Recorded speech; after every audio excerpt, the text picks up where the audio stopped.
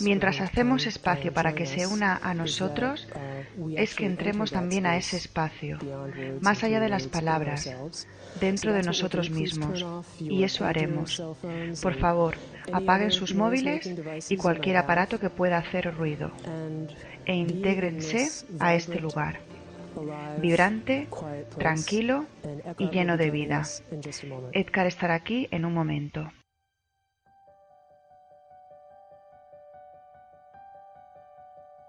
Hasta los 30 años viví en un estado de ansiedad, casi continua, salpicada con periodos de depresión suicida. Ahora lo siento como si estuviera hablando de una vida pasada o de la vida de alguien diferente. Una noche, no mucho después de cumplir 29 años, me desperté de madrugada con un sentimiento de absoluto terror. Había despertado con ese sentimiento muchas veces antes, pero esta vez era más intenso que nunca. El silencio de la noche, los contornos vagos de los muebles en la habitación oscura, el ruido distante de un tren, todo parecía tan ajeno, tan hostil y tan absolutamente sin sentido que creó en mí un profundo aborrecimiento del mundo. Lo más odioso de todo, sin embargo, era mi propia existencia. ¿Qué sentido tenía continuar viviendo con esta carga de desdicha? ¿Por qué seguir con esta lucha continua? Podía sentir un profundo anhelo de aniquilación, de inexistencia, que se estaba volviendo mucho más fuerte que el deseo instintivo de continuar viviendo. No puedo seguir viviendo conmigo mismo. Este era el pensamiento que se repetía continuamente en mi mente. Entonces, súbitamente, me hice consciente de cuán peculiar era este pensamiento. ¿Soy uno o dos? Si no puedo vivir conmigo mismo, debe haber dos, el yo y el mí mismo, con el que yo no puedo vivir. Quizá, pensé, solo uno de los dos es real. Esta extraña revelación me aturdió tanto que mi mente se detuvo. Estaba completamente consciente, pero no había más pensamientos.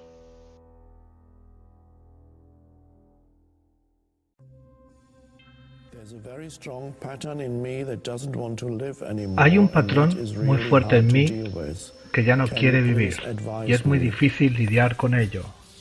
¿Puedes aconsejarme, por favor? Es una pregunta que le hacen a Eckhart Tolle en Eckhart Tolle TV.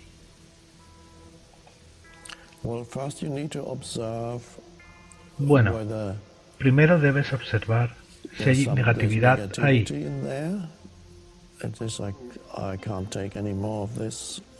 Como no puedo soportar más esto,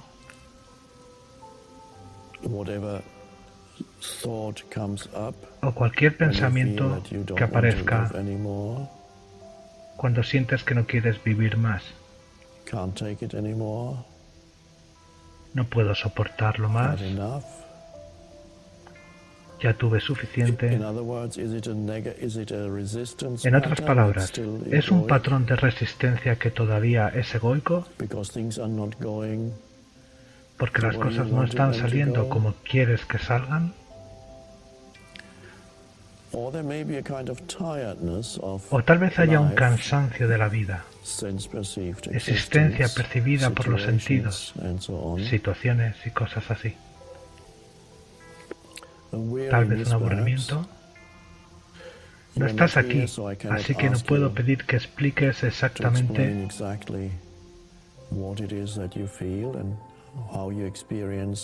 qué es lo que sientes y cómo experimentas ese no querer vivir más. Pero no importa lo que sea, sugiero que practiques morirte.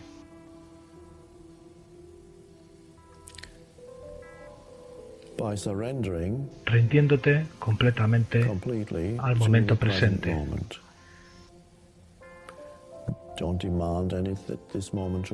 No demandes que este momento sea distinto. Es como es. Luego el ego muere.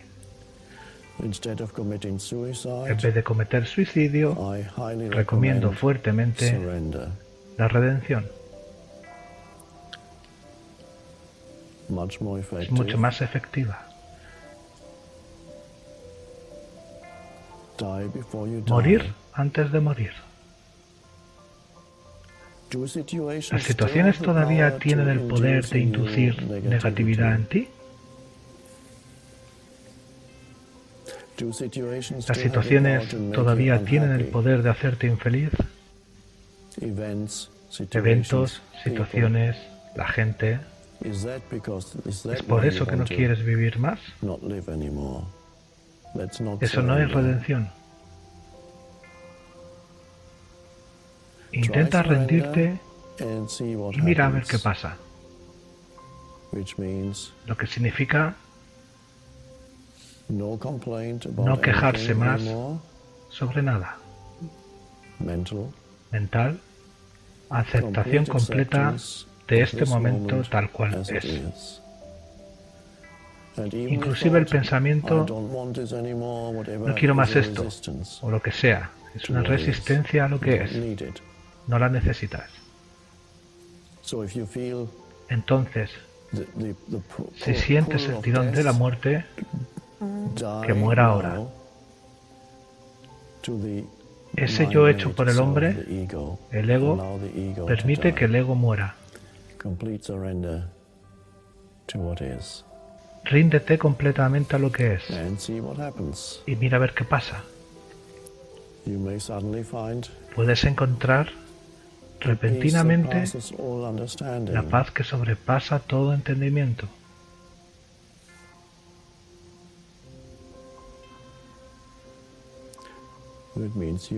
Lo que significa que has muerto.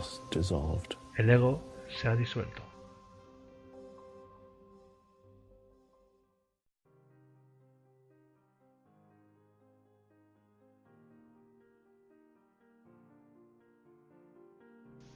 Su nombre de pila es Ulrich Toll y nació en Alemania. Vivió con su padre, curiosamente, en la misma ciudad de nacimiento del que os habla, en Alicante, desde los 13 años, en 1961, hasta que se trasladó a Inglaterra a los 20 años. No recibió una educación formal a partir de los 13 años, aunque sí recibió cursos de idiomas y otras materias. Acudió a la escuela nocturna para cumplir los requisitos de admisión para entrar en las universidades inglesas. Estudió en las universidades de Londres y de Cambridge.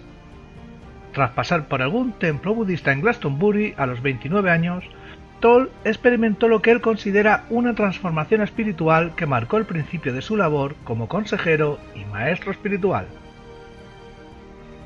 Hemos empezado el podcast precisamente con la historia del despertar de Eckhart Tolle contada por él mismo. Desde 1996, Toll vive en Vancouver, Canadá. Toll afirma haber experimentado un despertar espiritual después de padecer largos periodos de depresión y estando a punto del suicidio, como hemos oído al principio. Tras la iluminación, abandonó su tesis doctoral en la Universidad de Londres y sin empleo durmió bastantes noches en los bancos del Parque de Londres de Hampstead Heath. Pasó varios años de vagabundo y sin trabajo, en un estado de profunda paz interior, antes de convertirse en maestro espiritual, tras lo cual se mudó a Canadá.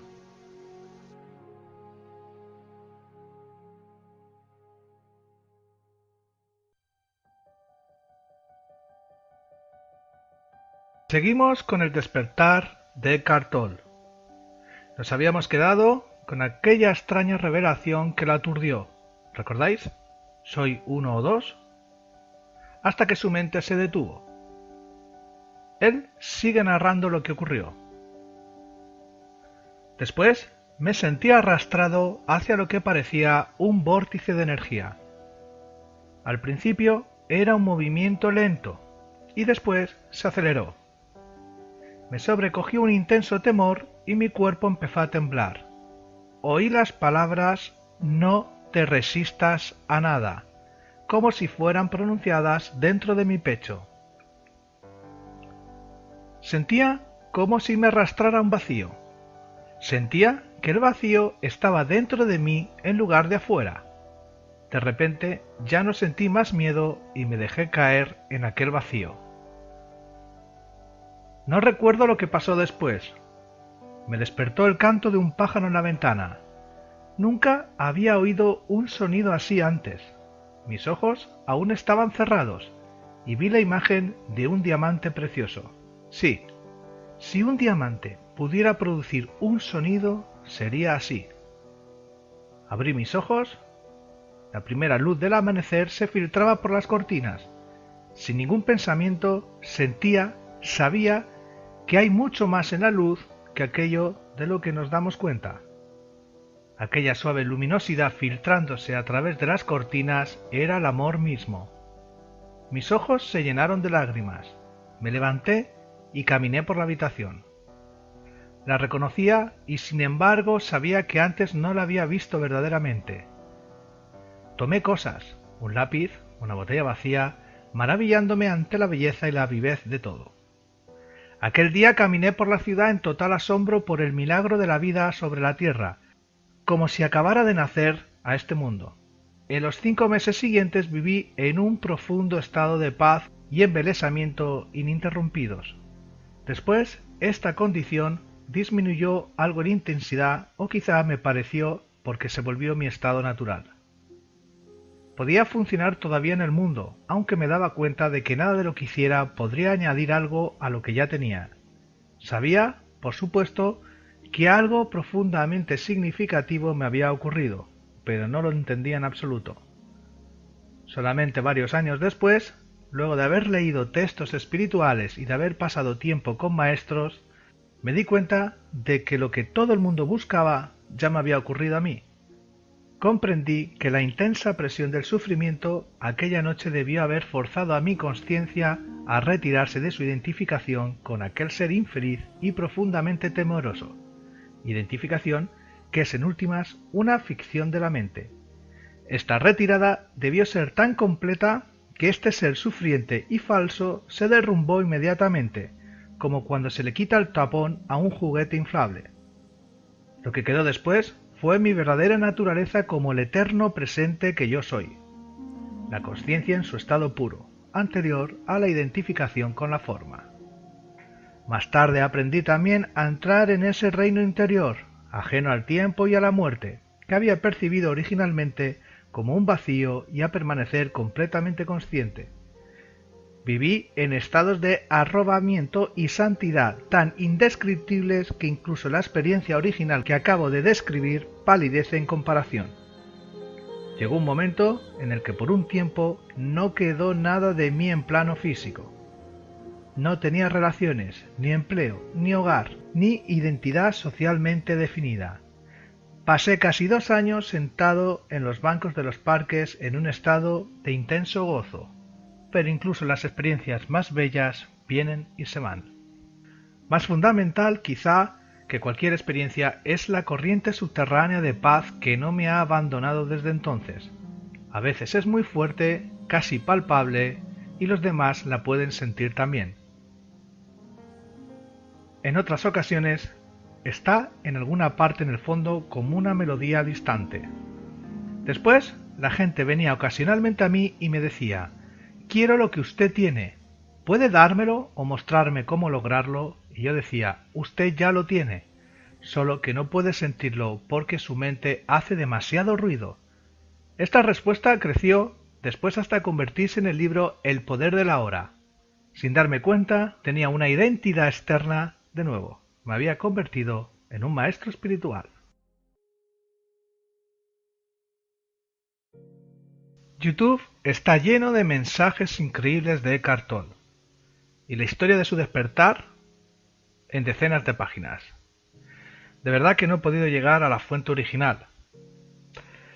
Como decía, YouTube está lleno de conferencias, consejos, enseñanzas, lecciones. A cada uno de vosotros que nos escucháis, puede que uno u otro mensaje os impacte en mayor o menor medida. Ya es cosa de vosotros profundizar en el personaje y en su mensaje. Compañeros de camino, pretende presentaros estos increíbles seres humanos. Lo que sí que me llamó la atención es el siguiente corte. Un joven adolescente en una conferencia le hace una pregunta que sí me ha parecido acorde con el programa Compañeros de Camino. Vamos a escucharla.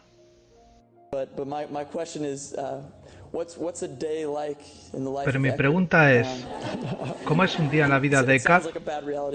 Suena como un programa casposo de televisión, pero bueno, no demasiado interesante. Es muy normal. Cuando viajo se pone más interesante. Me subo a un avión, voy a un hotel, etc. Pero cuando no viajo, es totalmente normal.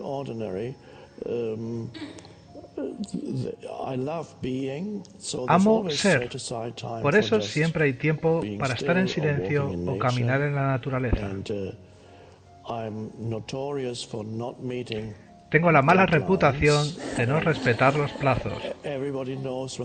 Me dicen, hay que hacer esto para tal o para cual. Y digo, bueno, ya veremos.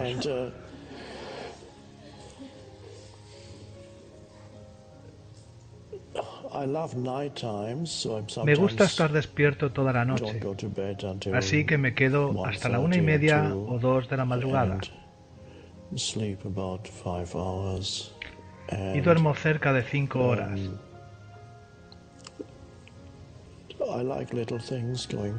Me gustan las cosas pequeñas. Tomar un café por ahí. La naturaleza, como dije, me encanta caminar en la naturaleza. Leer de vez en cuando, ser, hacer lo que haya que hacer. La gente llama, siempre hay algo que hacer, y lo hago en calma. Algunas cosas quedan sin hacer, así que desaparecen.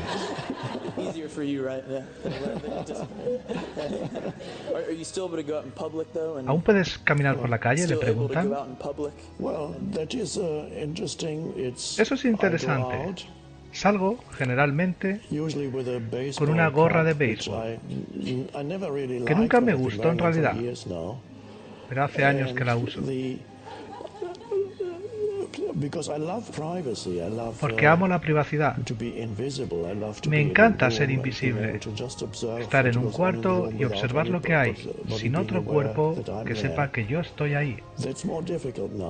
Se complicó más ahora. A veces se me acercan incluso cuando tengo la gorra puesta. Suele ser agradable. Me dicen cosas como, es increíble, me cambió la vida. Ocurre casi todos los días. Es grandioso. Prefiero que no me reconozcan. Pero cuando ocurre, lo disfruto. Yo respondo y es un encuentro cariñoso. Pero yo prefiero que no me vean. Soy un introvertido de la naturaleza. Incluso viajar y dar charlas me resulta raro. Sé que es lo que el universo quiere que haga. O el universo actuando a través de mí. Uno se rinde ante las cosas. Entonces no hay problema. No está en mi naturaleza subirme a un escenario y hablar.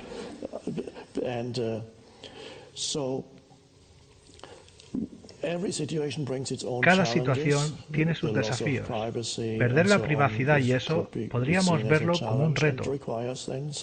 Se necesita mi rendición. En este mundo hay polaridades. Ganas algo aquí, pierdes algo allí. En las polaridades, en la dimensión superficial, experimentas las polaridades. Lo que se gana por un lado, se paga por otro. El hecho de que la enseñanza se haya expandido tanto, que es grandioso, se pierde la privacidad. Hay que aceptarlo.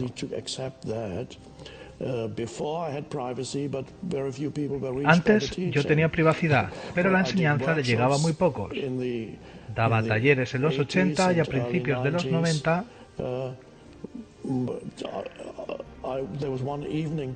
Y una vez en Inglaterra, que tenía que dar una charla por la tarde, no asistió nadie. Estaba solo. Me quedé sentado ahí. Pero tenía mi privacidad.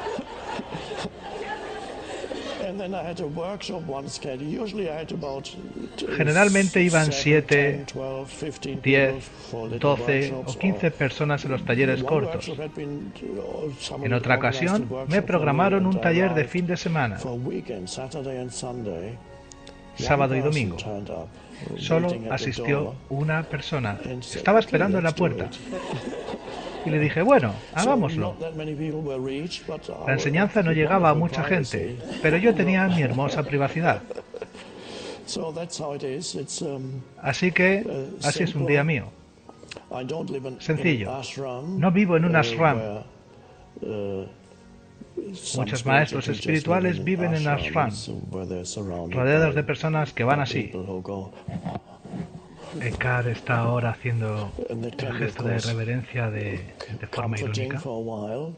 Eso puede ser reconfortante por un tiempo, para el ego, si es que aún el maestro espiritual tiene ego, esperemos que no. Yo prefiero la vida diaria normal. Ir al supermercado no es interesante, por desgracia. Tampoco es glamuroso, excepto cuando visito a Ofra. Entras en auto y se abren las puertas de la gran mansión. Tú entras. Oh. Pero de lo contrario, no vivo cosas muy glamurosas. Gracias. Gracias.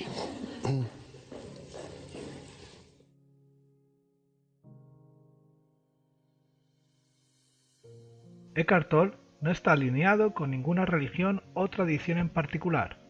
Sin embargo, en el libro Diálogos con Maestros Espirituales Emergentes de John W. Parker, Tolle habla de una fuerte conexión con Jiddu Krishnamurti y Ramana Maharshi, y afirma que sus enseñanzas son una síntesis de las enseñanzas de estos dos maestros.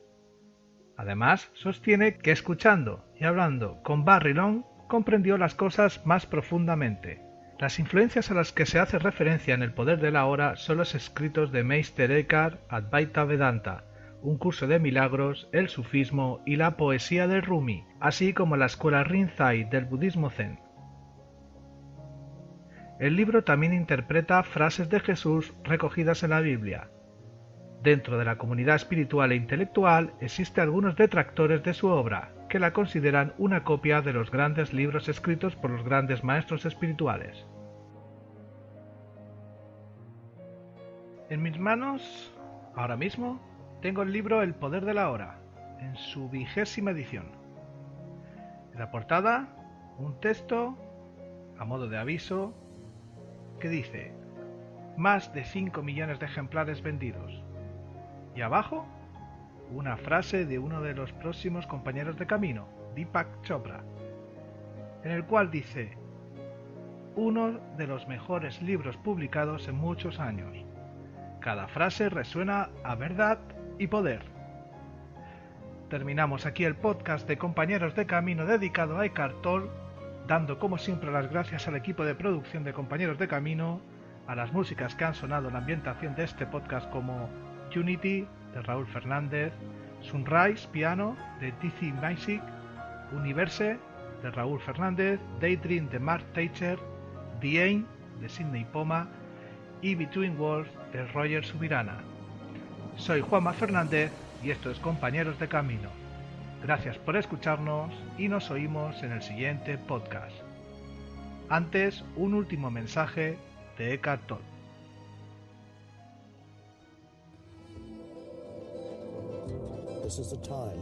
Este es un tiempo para despertar. Para los humanos en el planeta, este es un tiempo de despertar de la locura, porque la historia de la humanidad es básicamente la historia de la demencia. Pero por primera vez en la historia de esta demencia, la demencia nos está amenazando con destruirnos. Loca inteligencia. Eso es lo que los humanos han desarrollado. También lo puedes llamar ingenio. El viejo ingenio. Pero loco. Loca inteligencia. Por eso estamos llegando al final de esto. De una manera u otra, o nos destruimos o nos despertamos del sueño, de la pesadilla. Pero ver tu propia locura es el principio de la sanación y salud, porque en cada ser humano no solamente está la locura, está también la sanación. A través de los medios, la mayoría de lo que consigues es la locura. Pero al mismo tiempo, hay millones de otros humanos que ya tienen ese despertar dentro de ellos, que pueden escuchar, liberando para ver. Estamos locos. Alguna gente dice, eso es deprimente. No es deprimente, es liberador. Yo estoy loco, pero me doy cuenta que estoy loco.